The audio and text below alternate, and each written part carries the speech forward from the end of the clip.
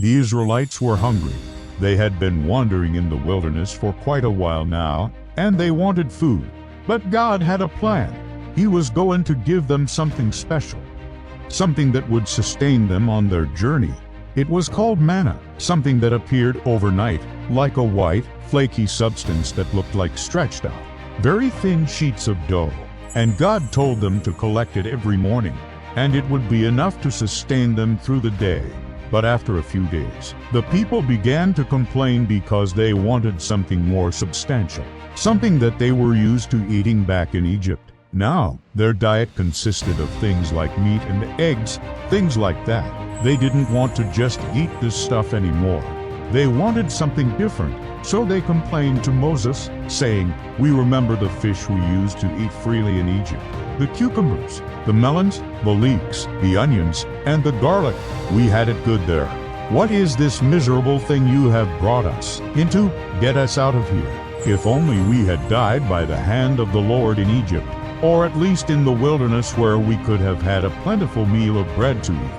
For this manna is an abomination. Who would want to live on this stuff?" Now, when Moses heard their complaints, he was frustrated. He went to God and said, "O Lord, why have you made this people so very difficult? Are they not your people? Are they not your inheritance, the ones you have brought out by your great power and your strong hand? Why did you send me? Surely I am not able to carry all this people by myself. The burden is too heavy for me. If you are going to kill me, let me die quickly. If you are going to destroy me, let it be done right away." Now God responded to Moses and said, "I have heard the people's complaints. Tell them, you will have quail every day to eat, and the bread will be theirs. I will also give you grain, that you may grind it on millstones and make bread." So God sent quail to the people, and they gathered them up. And then God said to Moses, "Here, take the staff. Gather the people together. You are to speak up before them so that the land may eat its increase, and you shall divide it among them as a possession, that they may travel through it in their different tribes." Then Moses assembled the people and gave them directions. They were to travel into the land, following their tribes. Each tribe was to go into the land as far as their border lay opposite them. Their border would end at the place where they first stood still as a camp. So they did. They went into the land, each tribe to its border, and they stayed there until their border ended. Now the next day Moses told them, "Eat what I have here, which is the commandment of God. It is the bread that God has given you to eat."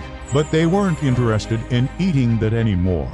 They wanted meat, so they had to be reminded to do that. And after that, they went out to gather quail. So friends, today's passage tells us two wonderful truths about God. No, one, He is our provider.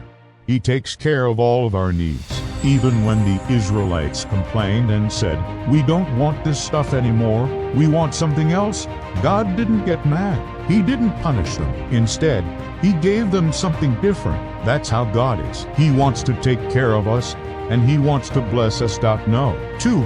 God is our disciplinarian. And sometimes He disciplines us by allowing us to face certain difficulties. In this case, He allowed them to be hungry so that they would learn to depend upon Him, to trust His provision. So friends, whenever we face hunger, whether it be physical hunger or spiritual hunger, know that God can take care of that. And He often does that so that we will depend upon Him, so that we will trust His word and promises. So like the children of Israel, we need to remember what God has said. "You are my God. I need you. I depend on you. Please help me." And God is faithful. He will not allow us to be tempted beyond what we can resist. For the scripture says, "Resist the devil, and he will flee."